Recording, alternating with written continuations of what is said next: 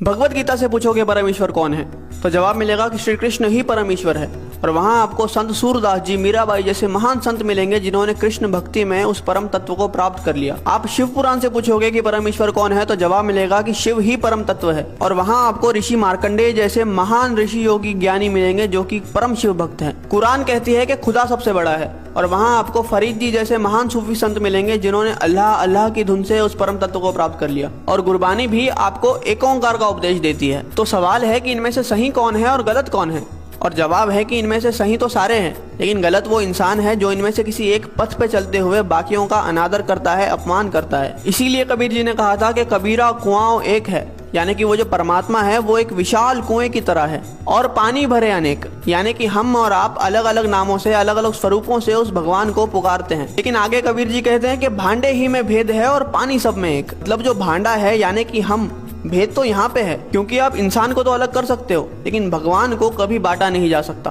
अब प्याला चाहे सोने का हो या पीतल का, उसके अंदर जो पानी है वो तो अंत में प्यास ही बुझाएगा। लेकिन अगर हम इस बात पे लड़ने लग जाए कि किसका प्याला ज्यादा बेहतर है, तो ना हम पानी पी पाएंगे और ना ही अपनी प्यास बुझा पाएंगे। जैसे दुनिया में हर जगह पे अलग अलग भोजन खाया जाता है, लेकिन हम कभी भी किसी और से जाकर इस बात पे तो नहीं लड़ते कि आप हमारी तरह भोजन क्यों नहीं करते, क्योंकि हमें पता है कि चाहे भोजन अलग अलग है लेकिन उसकी भूख और हमारी भूख एक जैसी है।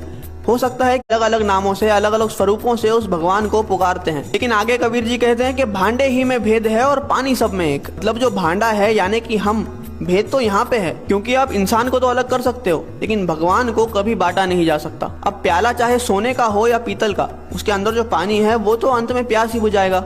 लेकिन अगर हम इस बात पे लड़ने लग जाए कि किसका प्याला ज्यादा बेहतर है, तो ना हम पानी पी पाएंगे और ना ही अपनी प्यास बुझा पाएंगे। जैसे दुनिया में हर जगह पे अलग अलग भोजन खाया जाता है, लेकिन हम कभी भी किसी और से जाकर इस बात पे तो नहीं लड़ते कि आप हमारी तरह भोजन क्यों नहीं करते, क्योंकि हमें पता है कि चाहे भोजन अलग अलग है लेकिन उसकी भूख और हमारी भूख एक जैसी है।